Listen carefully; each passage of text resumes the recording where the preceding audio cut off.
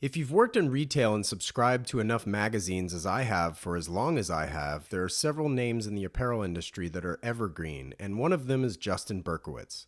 As a longtime contributor to several magazines, Details having been one of the main fixtures on my bookshelf for years, Justin has been a fashion mainstay behind the scenes of some of America's major retail moments. His knowledge is wide ranging, from watches to outerwear, so I was thrilled to learn he'd be open to being a guest on this podcast. If you're into clothes and the BTS associated, then this one's for you. I'm your host, Wesley Smith, and you're listening to the Standard Age Podcast.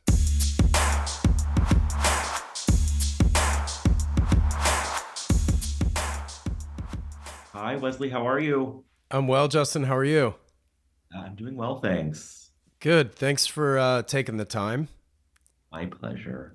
I don't often have a ton of people who actually work in the fashion industry on the show, ironically. It's very diverse as far as the industries are concerned. So I'm kind of excited to geek out and and speak a familiar language that maybe our listeners hopefully will appreciate. Hopefully so, and hopefully some new things for you to talk about, which may be good. Yeah, you have. Okay, is the painting behind you famous in any way? Because it's beautiful and it's not small. It's not small, and thank you. No, it is not famous. I, in college, took a couple classes on the art of India. I was an art history major. Yeah. And fell in love with a lot of the motifs that are used in Indian art. What's behind me is called a processional painting, and it essentially tells a narrative through the painting itself. So you may see characters repeated or different concepts being presented in different ways, but it's not necessarily a singular image that is only telling one story. It has multiple elements presented within it. What sort of drew you initially to the works from India then? Uh, that's a good question. I don't know. What draws us aesthetically to anything that we find sort of like pretty? I'm not sure. I think probably the mix of color that's used. I mostly find super interesting. I was just going to say, I feel like India, even just within the world of fashion, clearly with the garments they produce, they're always so vibrant in color. Yeah. Um, I've always like appreciated their use of color. Um, your mom was a buyer though, correct, in fashion? Yes. Wow. Okay, so did you grow up in New How did York? you know that? No, I grew up in Dallas actually. I'm Oh, a Texas okay. boy by origin, and I moved to New York about 20 years ago. Right. Okay. But you went to Columbia, so how did you settle on Columbia? Growing up in Dallas, I knew and sort of was taught by my mom actually, that it's a good thing to sort of expand your horizons and go somewhere where you can learn more. Yeah. The idea of a metro metropolitan city was super interesting to me. I kind of grew up with like women's wear daily sitting on the kitchen table, like back in the day when it was printed. I don't know Yeah. if you would know that, but Women's Wear Daily is a trade publication. Now we obviously read it online, but it was a daily newspaper that we got in the mail. So I was pretty much reading that every day. So I had a fair inkling that I probably was going to want to go into the fashion world when I was Cool. leaving school. New York felt like a very natural place to do that. And when I was in school, the thing that I did to sort of counterbalance my non-fashion education at college was a lot of internships. So I kind of took advantage of the opportunity of the industry that was here and every experience I could gain outside of the walls of, the college itself. Sure. What so who did she buy for? Anybody in particular, or was she all over? She's actually still a buyer. No way. Yeah. She actually works for Neiman Marcus. Well, that makes sense, Dallas. Yeah, Yeah. based in Dallas. She's been a buyer there for several decades now. Wow. And the fun thing is, because of the nature of her work, We get to spend a lot of time together in cities that aren't Dallas, right? So she spends a lot of time in New York. Yeah. She, travels to Paris. So often our trips would coincide in Paris, which was super fun during Fashion Week to get dinner with your mom. Like, random but great. Yeah. So I made it very nice. That's amazing. That's super cool. Do you collect art then, given that you're an art history major and you have such a beautiful painting behind you, for example? Collect would be a strong word. I think drawn to finding things that I think look nice. That often involves art. But I no, I don't have the bank account to collect art, nor do I have the intellectual prowess to do it. Yeah. I buy things that I like. Well, I know through your internships and such, you oversaw some of the samples coming in at Teen Vogue. So, how did is that more like a is it more categorizing or organizing? Like, what does it mean exactly to like oversee samples coming in? Well, so that was my first job actually, out of college. And I like Teen Vogue, I think sort of the closet is what they call it at Teen Vogue. Okay, The samples come in and go out of. Every magazine has a closet. sure, At most magazines, a closet is like a very large room that houses a lot of things, but it's all the stuff that's used for fashion shoots.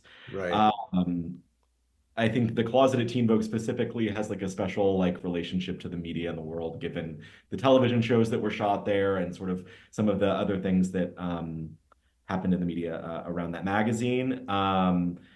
Running that closet, which is essentially what I did, meant that I was sort of overseeing all of the items that were needed for fashion shoots.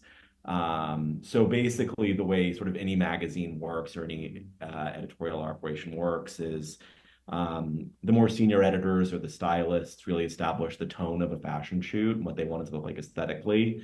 And they essentially provide a list of things that they want, right? So that could be a look number from a runway show, like I want, Dior look two, or it could be like an idea of something. So like I need textured white tank tops.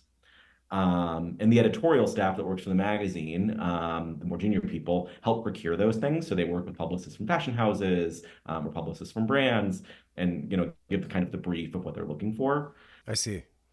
What that translates into is a lot of stuff that's coming to the magazine for a stylist to look through, to decide what they want to use for a shoot. So, if you see a 12-page story in a magazine, which we don't really live in a world where that is happening a ton anymore, but this was the time of that time.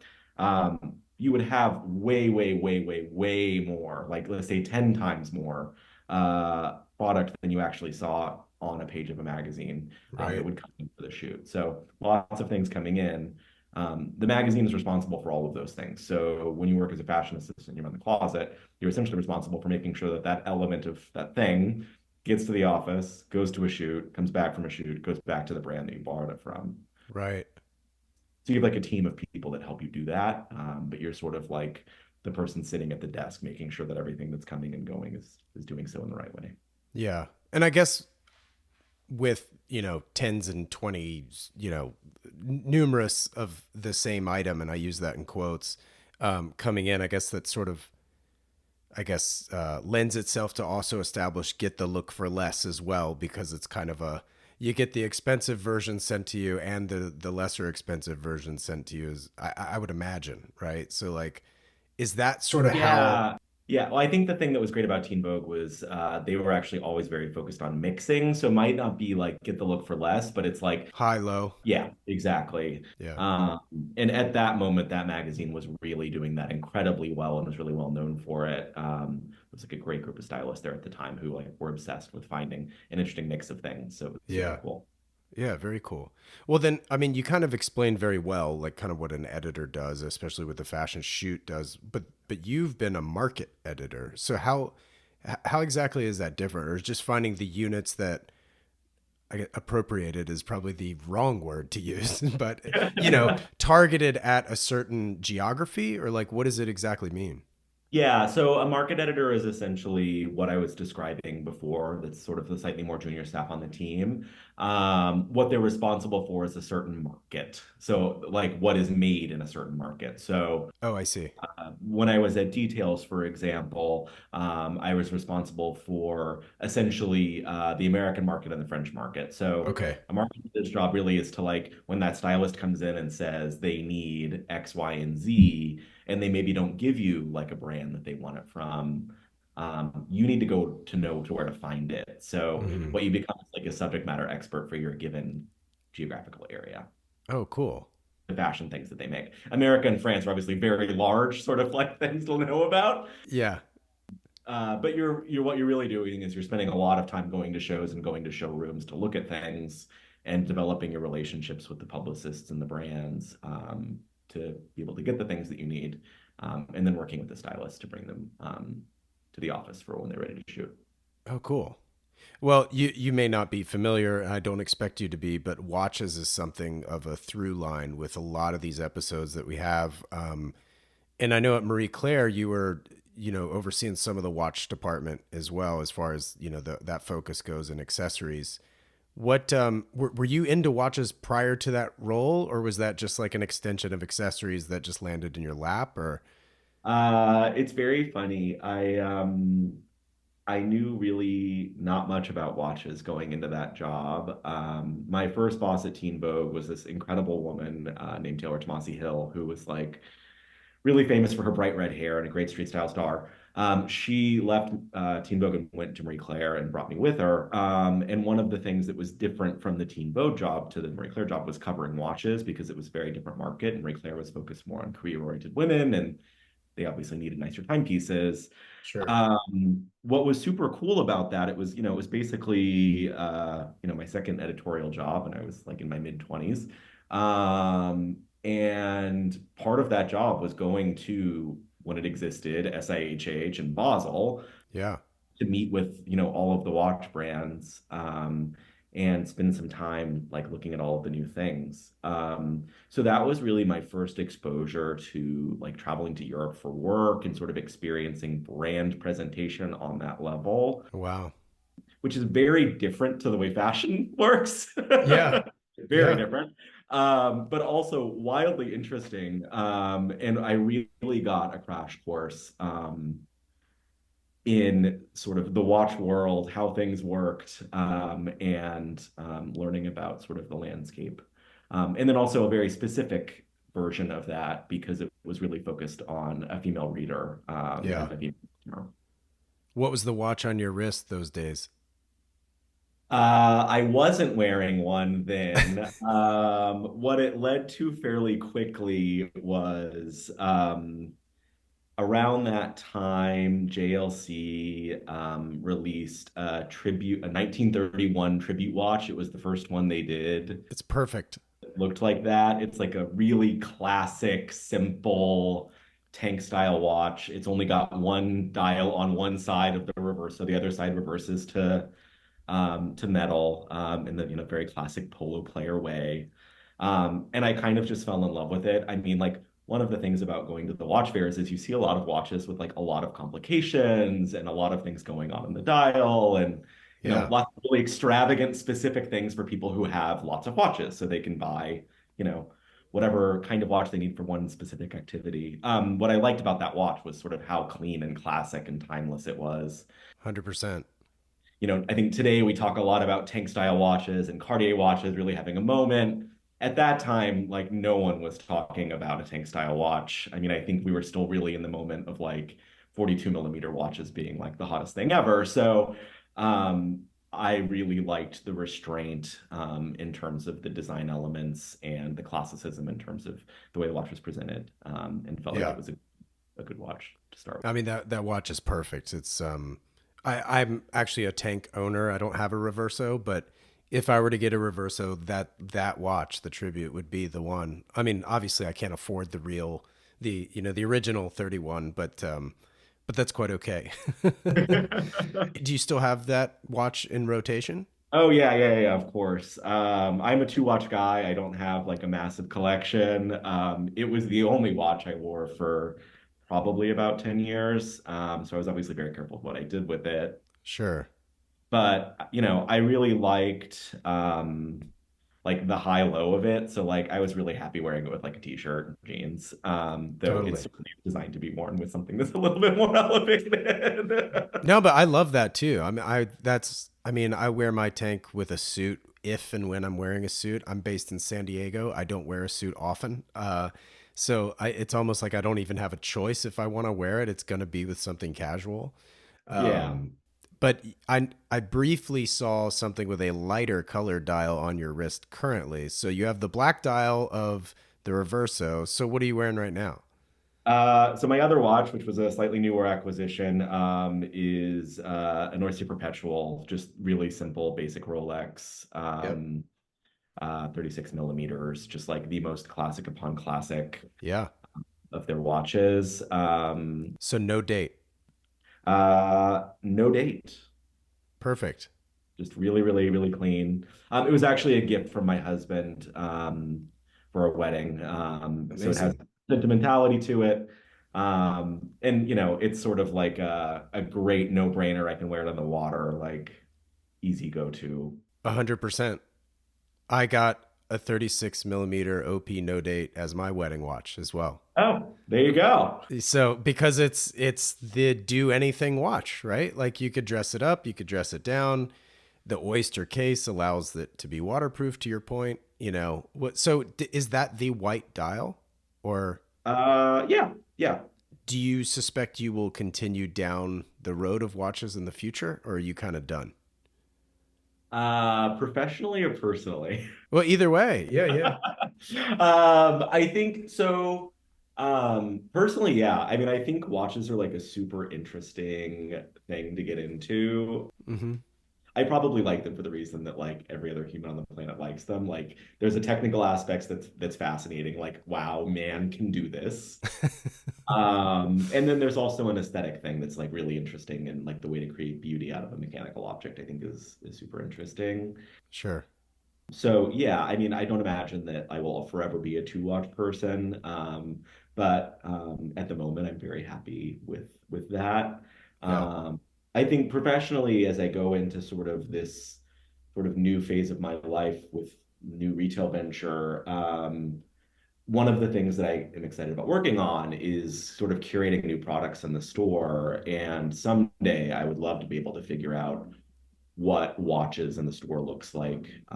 I think, for any good contemporary brand, you're really speaking to a guy at a certain age, Yeah. and likely that guy is, in his late 20s to early 40s. And while he's thinking about more elevated men's fashion that's not necessarily designer, he's probably also thinking about a watch purchase. Sure. So to be able to provide that for him from a store perspective, I think is also like really interesting and nice and like another thing that could be fun to work on. Yeah, I think it'd be interesting too because, me owning Standard H, even though it's predominantly like elevated basics, casual, um, I do appreciate the high low. But I think for most brands, and we'll get to your current role in a bit, but it's kind of interesting to think about what watches you would have in a store, mainly due to how they would sort of either parallel or completely intersect the design aesthetic of the clothes themselves. It's Yeah. like to some degree, I guess you could almost it is sort of predictable in a way if you're trying to parallel the brand, because it's like, all right, well, we are a minimal brand, or modern brand, or we're just like a zany brand full of prints, or whatever. Those things. It is an interesting conversation, so I'm excited to see how that could potentially unfold for you. Me too. We'll see what Yeah. happens. Yeah, that's cool. Well, I do want to talk about Details Magazine really quick because I Yeah, was a yeah, of long course. time subscriber, and it was there was a presentation, and maybe you can help explain it because I can't put a finger on it. Why was it different? It felt different. It was almost like, when you walk into Bloomingdale's, or you walk into Neiman's, or you walk into Saks, like they're all big box stores carrying good, expensive stuff, and not always expensive, but good product, um, much in the same way there's GQ, there's Esquire, there's Details. Right. What I always felt like Details was almost like this like little brother of sorts, or like a maybe just the underdog is maybe a better way of describing it. It always felt modern. It always felt fresh. I always thought like the creativity and the art direction of the photos was vibrant and just like really impactful. And it wasn't so old man. I don't know. You tell me. Am I off or am I on? Well, firstly, thank you. That's a huge compliment. And I was like responsible for about 5% of everything you just said, but I think it was all of the things you just said in a time when no one else was doing it, right? So like I think there was an incredible creative director at Details. His name's Rockwell Harwood. He is like the most movie star name of anyone I've ever met. Who's an insanely talented creative person and handled a lot of the art and design direction for the magazine. And he has one of those brains that is like so incredible to think about the way that you show an idea that has existed forever in a new way. Yeah. I think he brought a lot to that magazine because he also really understood how to make men look good. Mm-hmm. And that's not the same as making women look good, and that's not the same as making, furniture look good. And I think he was really, really good at taking really interesting fashion ideas and figuring out a way to make them look both good on men and appealing to a certain demographic of the male audience. Sure. There was like a really important element of his work in that magazine that made it super feasible. I think the other thing is like the magazine was really created in its most modern incarnation to speak to like a modern city dwelling adult male. So it was speaking to a slightly more niche audience anyway. So I think yes, it did feel a little bit more of an underdog or younger brother or smaller, like just a little bit more targeted is Yeah. the word I would use. Okay. Um, but I think the approach also in the way that they thought about fashion, or the way we thought about fashion, was like we really did want to take like the most interesting, coolest stuff that was coming down a runway in Europe and figure out a way to show it to guys without feeling like we were dumbing it down or without feeling like we had to like harken back to this idea of like 50s masculinity or sort of like old school tropes of what a man should be. And I think at the time at which I was working at Details, like what was really big was like sort of like that sort of like heritage menswear moment. So like there were a lot of Red Wing boots and a lot of flannels. Oh yeah. Sure, like those were all really cool things, but like I think we sort of were interested in something slightly different. Well, not interrupting you, but I didn't even think about this when I was trying to explain it, but like maybe I am just the perfect age for the growth of that publication. I never really thought about that, but like I grew up in Raleigh, North Carolina. So probably much like Dallas, like unless you work at Neiman's, like you're not into fashion in Dallas. You're not into fashion in Raleigh. And I was. And it was just one of these things where this magazine, and trust me, I subscribed to everything, right? Like I had Esquire, I had GQ, but for whatever reason, Details made me want to buy the product more than any other magazine. And I don't know why, other than maybe it was just speaking of it's almost like the painting behind you. It just spoke like a visual language that drew me in and felt like it was targeted towards me, I guess. I really don't know. Um, I'm glad we did that. yeah, yeah. They say hindsight's 2020. Meanwhile, I'm still up at arms. Like I don't know what happened. I hate that it's gone. No. I think the other thing that was really magical about that place and about my time there was the team I worked with, and I've never really had this again. It's super strange. Interesting. But the fashion team was really small. It was me and two other people. I was the most junior person there. Like, I wasn't responsible for the vision or the like full creative direction of the book. Yeah. I was really executing. But I, had a great opportunity to learn a lot from a couple of guys I really, really respected. Cool. The thing that was super fun about the coverage, though, of the product, because we were really responsible for product, was that like we were kind of all into the same stuff, like different versions of the same stuff, but like we Sure. all like love the same brands. We like different things from the same brands, but we love the same brands. We're very aesthetically interested in sort of like, a similar like subset of things, though Hmm. again, like we could take a wide variety of different like outlets. Yeah.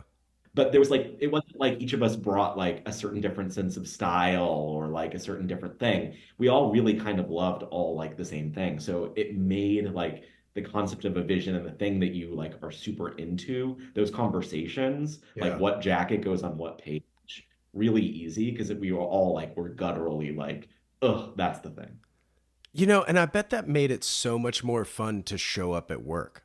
You know what I Oh, for mean? sure. Because like if you're when everybody's sort of it's like if you and I were to like be obsessed with Ralph Lauren, and it's like walking into the Rhinelander mansion's probably very easy for us because we love the brand. You know what I mean? So it's kind of like if you guys are into the same stuff, but then I could go to the third floor and you could go to the second, and everybody's happy because that was your vibe, to your point of like liking the same thing but maybe different products within the same, season. I just think that must have been a blast. I don't know. I mean, our brand, it wasn't Ralph, it was Dries. Oh, sure. Yeah. And like, it was really at a time, this was, like 15 years ago. Like, I don't know that we were really talking about trees the way we talk about trees now, Well, especially now, but I want to ask you about. really right now. Yeah. But that was kind of the brand that was like the brand for us. And Yeah. like what you just said happened regularly in Paris. We'd walk into the men's store and like, everyone would go like, Divide and conquer. Yeah. "Ooh, look at this." Or you go to the showroom for the Reese to see all the product, and like usually you schedule 30 minutes for Reese. We gave ourselves an hour and a half in that showroom because we knew like we were all going to sort of geek out on something that we thought was super interesting. Oh man, that's fantastic. Well, do you know Kevin Carney well? Do you know Kevin? I don't He think I do. owns he owns Mohawk General Store in LA. Ah, okay. I know the store very well. I don't know Kevin personally, no. Long story short, Kevin and I like met years and probably 15 years ago. In fact, like right around the time that they were moving into Silver Lake from their previous location. And though I'd known about Dries and had obviously seen it in magazines such as Details, his store was the first to like allow me to like, and maybe I saw it in Barney's or like Bergdorf or something, but that was the first store that I was ever just like, oh man, like this guy's buying Dries. Like, and you're also thinking Silver Lake, like who's wearing Dries in LA? You know what I mean? Like, it was kind of interesting. Yeah. What do you think about him stepping down? Oh God, it's like devastating. Right. Yeah. I mean, he like singularly, certainly like as related to that, the thing I was saying about details, like he was always the person that I looked to for a lot of things. I think aesthetically, I've always been very interested in what he does. Mm-hmm. His taste level is like bonkers crazy, like Yeah. so good. I think like the diversity of his interests is so fascinating. And I also just really respect the way he approached the business. I mean, he was one of the last people to go undertake sort of like larger financial support from a bigger company. So for a long time, he was independently owned, which was very different from a lot of other people at the time. Yeah. Um, so I don't know. I've always really admired what he's done, and um, I've also appreciated that his business is really rooted in the clothes, which is, I say that like it's not like it's something special, and it is. Like most fashion brands, their business isn't built on the apparel piece of it, it's built on all the secondary, tertiary things. Right. So for him to sort of build that as a business, I've always thought was really, really interesting. Yeah. So I'm interested to see what's going to happen next, but it feels like a major loss to me for sure. Yeah. I mean, I was shocked and awed when it was announced, but I guess I haven't really followed up on it either. So is it going to stick around? Like, are they going to hire like, Alexander McQueen status? Like, you know what I mean? Like, Yeah, I mean they're saying yes. okay. They've already announced that there will be a women's collection that's shown in the fall. That'll be Hmm. designed by the studio. Um, and they haven't really spoken. At least I haven't read about any sort of named successor at this point, other than lots of internet speculation.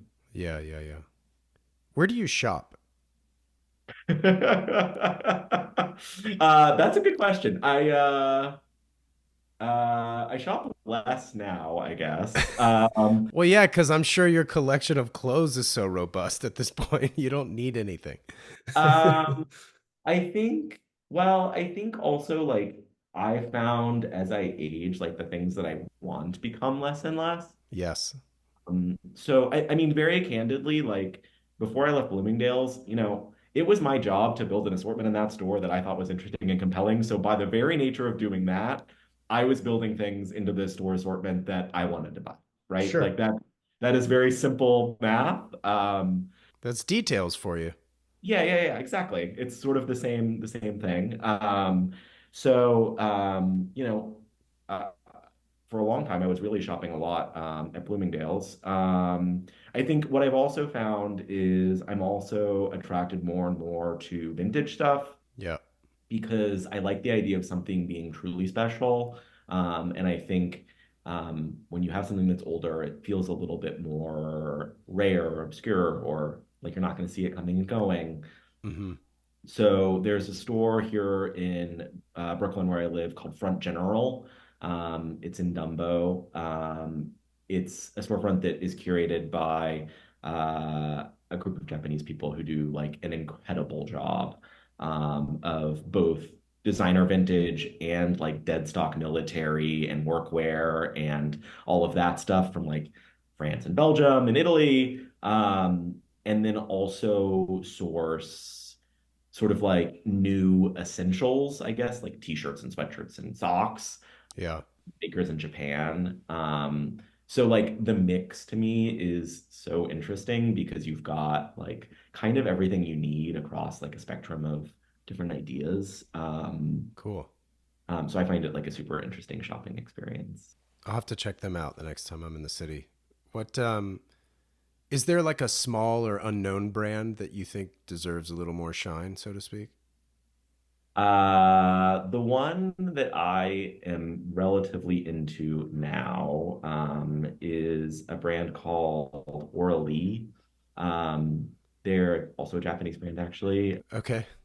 They've been showing in Paris the past couple of seasons, and they're sort of like doing really great, simple, cool clothes, like elevated fabrics,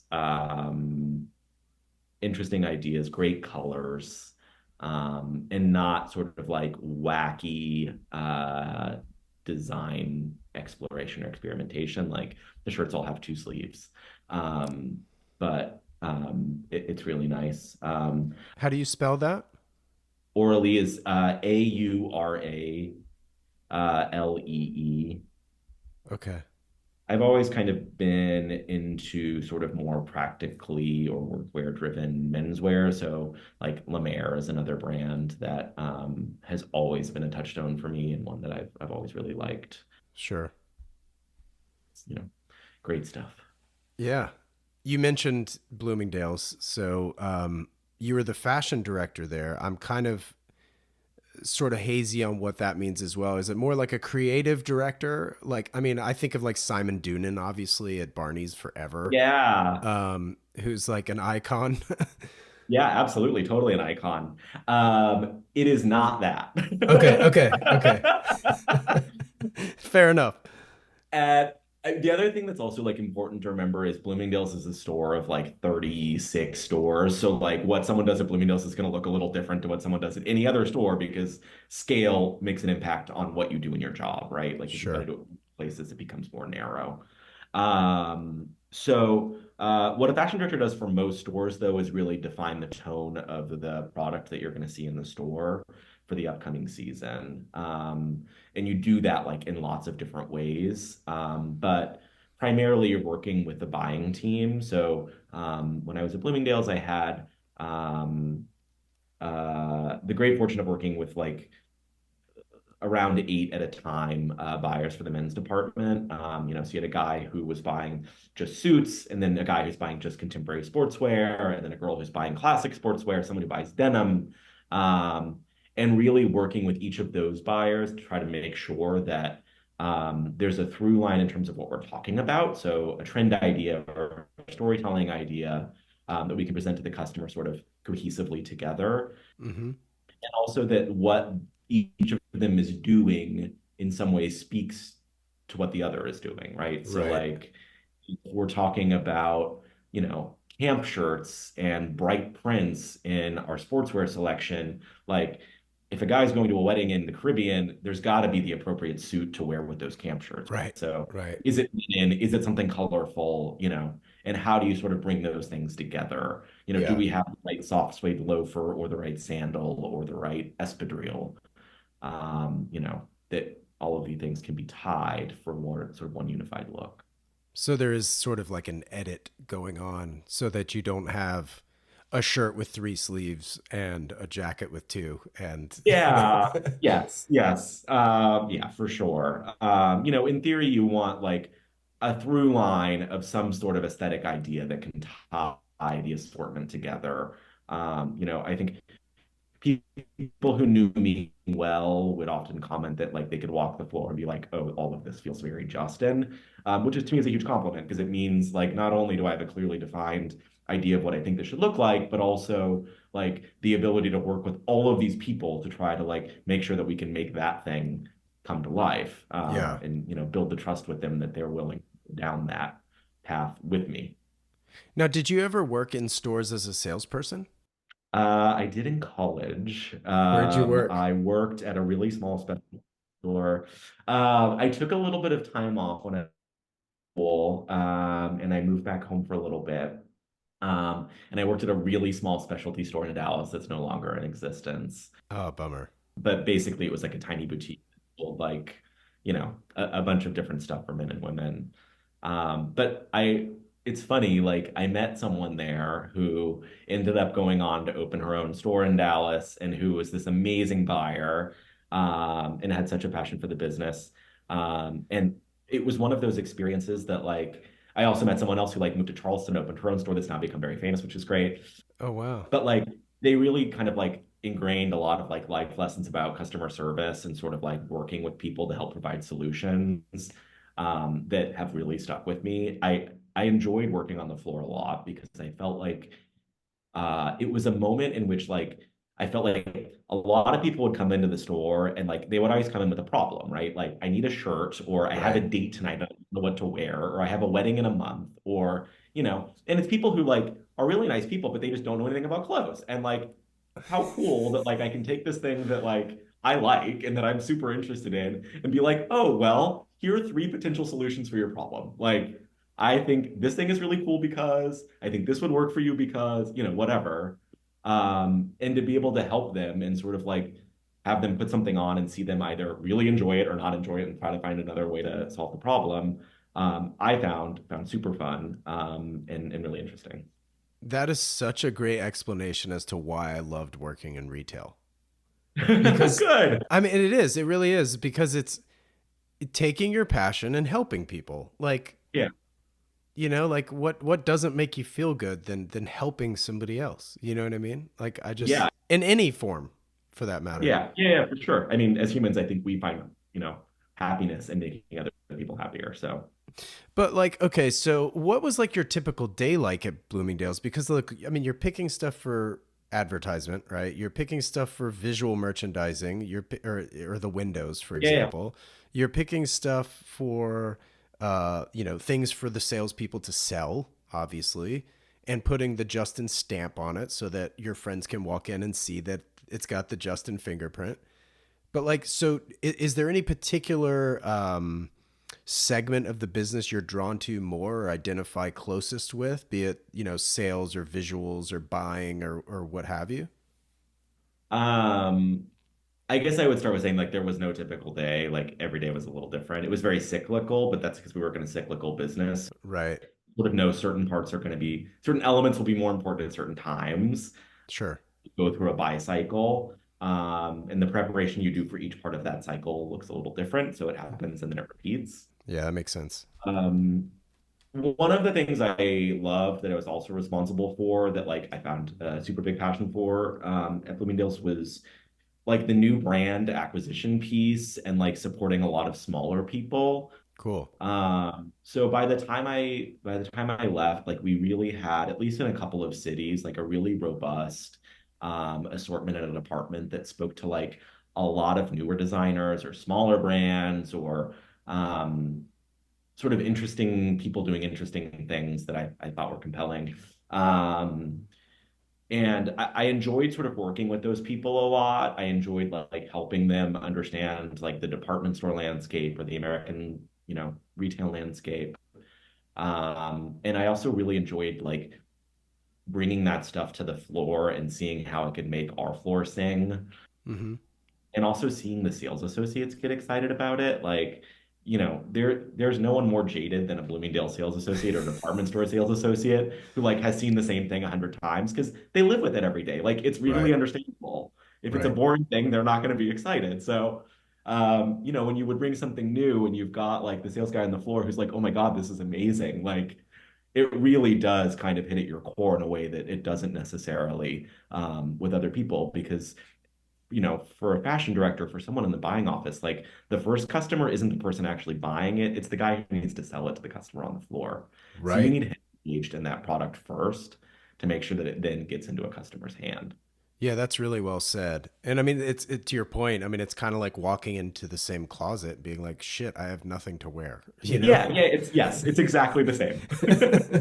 um, yeah, that's really funny. So, what was the departure like when you left? I don't know if you can ever leave a job in a good way, but probably the best possible way I could have hoped to have left.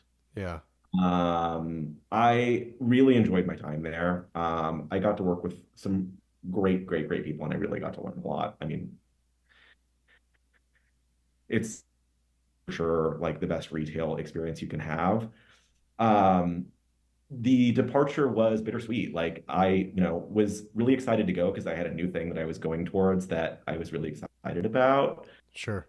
At the same time, I was sad to be leaving people that I cared about. And Yeah, they were sad to be leaving. I mean, I think, I felt that I was, did a good job for them and they certainly felt that way. So I think, they weren't necessarily ready to see me go, which yeah, leaves you feeling great when you're leaving a job, right? Like that's sort of what you want to have happen. It's the best compliment you can get. sure. So departure was, when it's the best possible way it could possibly go. Right, right. No, that's fair enough. No nationality. Yeah. What? Let's talk about it.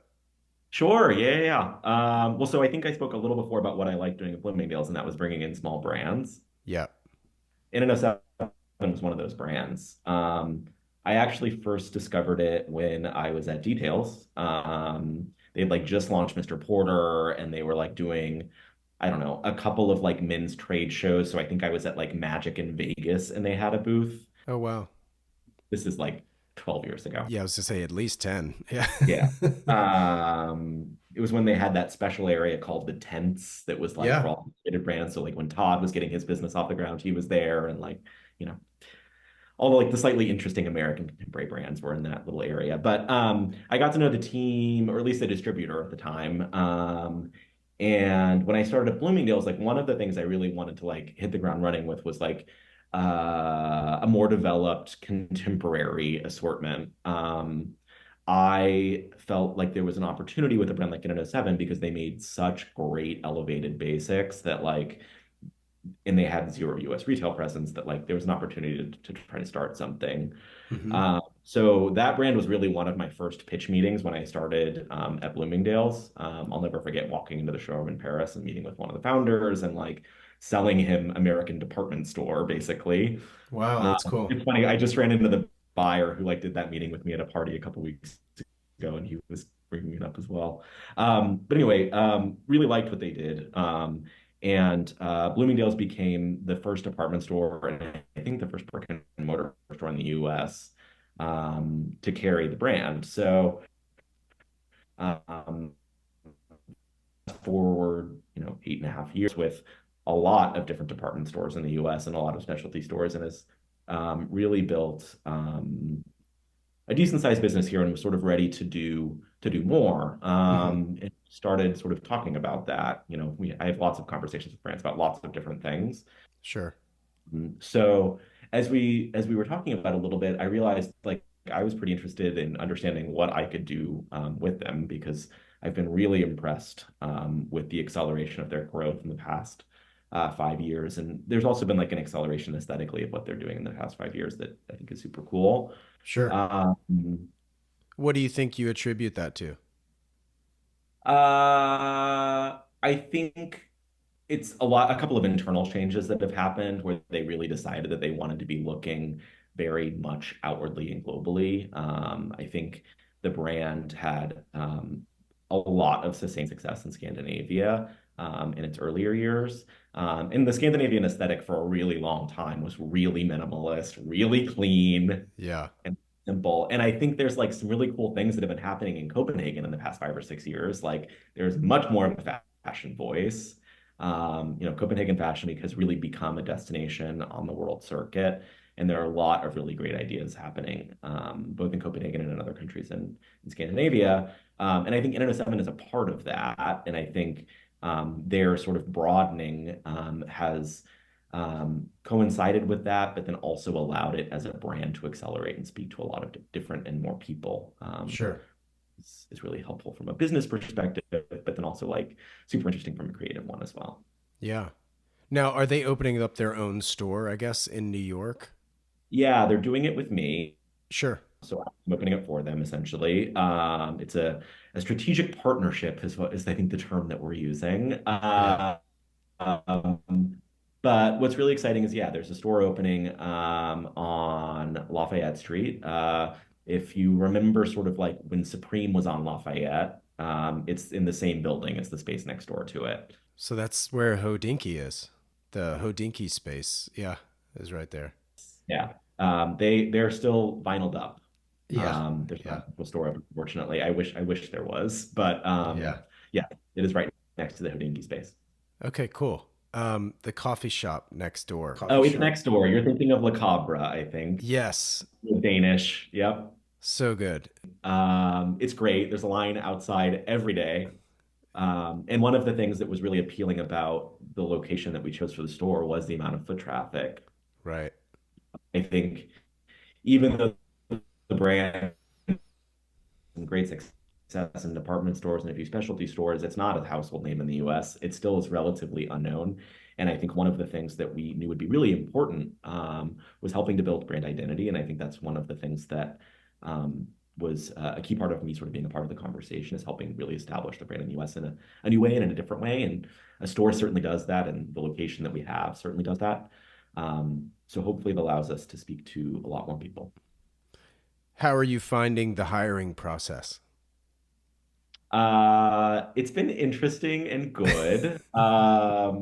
So all of the store operation piece is like super new for me, for sure. Yeah. I know the retail side I understood fairly well. Um, it's been interesting. We open in August, so Cool. um, I have a great new manager who has a lot of experience working in retail and has worked in lots of small stores in Soho. And then from there, really, I'll work with them to hire what the store staff will look like. Sure. I'm a in sort of letting people who know what they're doing about a topic do what they do. I'm smart enough to know that this is not an area in which I know a ton. Yeah. So for me, it was the right person to lead and then take it from there. So how do you describe NN07 then, as far as like the aesthetic goes? Like what's like their biggest selling sort of product or couple of SKUs? Well, I think the thing that I also find really appealing about the brand is what they have done very well is like a core of really basic items that are incredibly successful, but in categories that like aren't always the most successful categories in menswear. Okay, interesting. Pants, for example, in the American market are really, really hard to do. Yeah. A lot of guys buy jeans, and then like the rest of pants in contemporary sportswear are incredibly hard to sell. There's like two brands who do it, and like no one else can really figure out how to make pants represent a bigger part of their business. Hmm. NN.07 has a core chino that is a juggernaut, which is incredible. Yeah. And they have a really wide array and wide variety of pants that are incredibly strong sellers. And like I know I keep stating this, but like that is like such a strange and cool thing. because it's a really hard thing to get sort of into a guy's closet. And like when you can do it with pants, like you create a level of trust Yeah. Yeah. and a like programmatic dressing that makes it very, very easy to continue to be a part of their closet. So that's sort of one of the foundations of their business that is like totally abnormal in the market and I think super, super interesting. Um, they also do, as every brand in the space right now does, incredibly well with knitwear.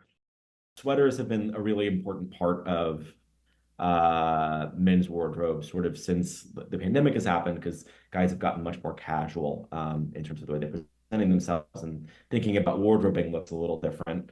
For a long time, sweaters were really a fall winter sort of two season sort of concept. Except about 2 years ago, all of a sudden you've got a new product category, the sweater polo, the knit polo, has really become sort of like this new thing that guys have embraced wholeheartedly. So you've now got a whole additional season in which sweaters are important, and the spring and the summer sort of have like this new product that guys don't have in their closets, so they are interested in buying new versions of them, and they're an idea that really haven't been spoken about, since the 50s. So it's this sort of like whole new thing that's been very good for a lot of different brands and has been a great piece of NN.07's growth in the past couple of years as well.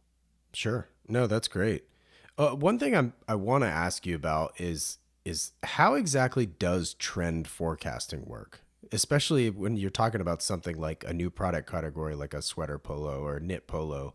Um, like how do you actually do it? Um, that is a good question. I wish I had a great answer for you. I don't. What I will say is trends move a lot slower than the internet. Yeah. I think a good trend forecaster can apply a lot of experience. And when I say experience, I mean like the actual practice of buying things for a store and seeing what things resonate. So you sort of get this like over and over again, like you sort of learn what works, right? You learn sort of over the course of time, like men gravitate towards X or Y or a certain color or a certain weight. So you can kind of take that experience and apply the lens that gets developed from that experience because you sort of walk into a room and you are attracted to certain things based on the experiences that you've had before with Hmm. them. So you take that lens and you apply it to like all of the things that are coming up that are new, that are being talked about. And the forecasting really is taking the new things that are being talked about, applying the lens of this thing will resonate and this thing won't. Those are the things that'll be adopted and actually become trends, right? Like for it to be a trend or for it to be something people are talking about, it means they have to wear it or use it. Right. And without that adoption use, it never really matriculates into anything. What advice would you have for me as someone who hasn't really broken into wholesale? I'm pretty much DTC through my website, for example. What what are the steps that you would highly recommend that I do to try to breach into that side of the business? Well, I think if you want to, you need to think about who you want to work with. Sure. So, what kinds of stores you want to be in.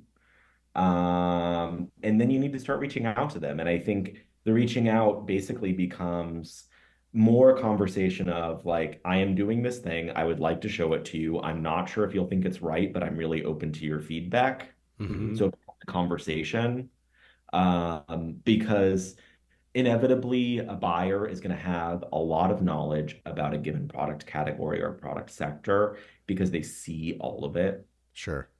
And they're going to be able to provide you with some really important feedback about what you're making Yeah.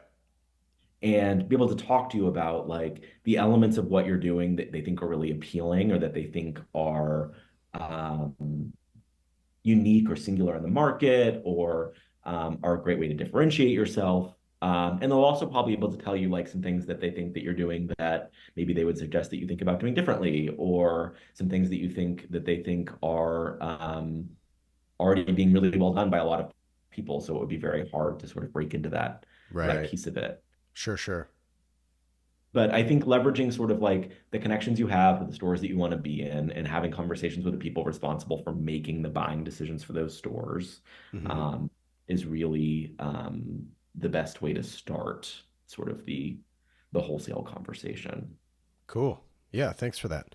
Outside of fashion and shopping, I guess, what do you do in your free time? What I do in my free time, I'm a big exercise guy and a big food guy. Nice. And they're sort of connected. I think we all kind of lead these like really busy and very scheduled, I don't know that we all do. I do, and I think a lot of people in my sphere lead these really busy and scheduled lives Hmm. where like the expectation to do a lot of things, do them well, look good while you do them exists. Yeah. This is like going to sound so stupid, but I think it's like really important that you train for your life so that you can live your life. Mm. So like the connecting of like spending time at the gym, spending time outside physically exercising, going spinning or going running or lifting weights, and then paying attention to the food that I eat, just allows me to live like a happier and more fulfilling and engaged life. Sure. So I find like all of those things really important and connected. So those tend to be things that I focus on a lot. Um, I also find that they like are really good for my mental health, Absolutely. keeping me, you know, as unanxious as possible. Yeah. Um, so those are important things. And then, I also really enjoy, other elements of cultural output. So art for sure, Hmm. design for sure, um, film and music. I'm a big sort of concert guy, big art show guy. What's the last concert you went to? It was either Romy played a show like Deep in Queens like a month ago, a month and a half ago. Okay. I don't know if you're familiar with Romy. No. There's a band that was really big, a few years ago called the XX. Oh, sure. Yeah. So Romy is like the female in that group. So like the woman's voice that you hear in an XX song is Romy. Got it. Yep. So she played an incredible show. She released a new album last year that was super fun. So she played a great show. Cool. It was great. And then I've also been really into this girl named Erica DeCassier, who ironically is also Danish. Um, she makes music that speaks to, I think, any child like any child who grew up in the 90s, because a lot of what she does has a lot of like 90s R&B references. Um, Oh, she cool. is certainly much younger than that, and I think is just interested in the 90s because it's a cool Gen Z thing to be interested in. Yeah. But she played a great live show recently too, and they happened around the same time as each other. Now I can't remember which one was more recent than the other, but Oh, that's totally cool. yeah. Well, if you didn't work in fashion, what do you think you'd do? Oh God. I kind of can't imagine another. You're like, thank God I don't have to think about this. I think if I didn't work in fashion, I would still work in retail in some way, shape, or form. Yeah. Like a version of my life could certainly be very happy having a home store Mm-hmm. or having another store of some kind. There's something to, I guess, my upbringing and, you know, conversations you have at the table as a child that led me to think about the retail business a lot, Mm-hmm. become kind of very interested in all different kinds of product Sure. or what that product is. So I can't envision, it's hard for me to envision a life in which I'm not orienting it around Yeah. the development or selling of a product of some kind. Do you have any sort of affinity for architecture just in general? I mean, you mentioned, home and stuff like that, and I'm sure you and your husband are. Yeah. I mean, I studied art history, so I certainly took some architecture courses in school. I certainly have a bit of an interest in architecture. I probably am a little more into design than architecture itself, but Sure. yeah, they're all connected, right? Like I think Yeah. it's sort of hard to be interested in one aesthetic thing and not be interested in, or at least one visually aesthetic thing and not be interested in most of them, or at least have an opinion about them because you like them or don't. Yeah. I mean, it's such an expensive, slippery slope. I don't think it has to be. I think good, No, it doesn't. It doesn't. No. and I think good things can be cheap, and I think bad things can be expensive, and bad things can be cheap. 100%. Yeah, I totally. also think the definition of good and bad can really depend on the person too. So Sure. Yeah. We see it every day on the street. you do, yeah. Everyone that puts something on their body thinks they put it on there for a reason. So Yeah.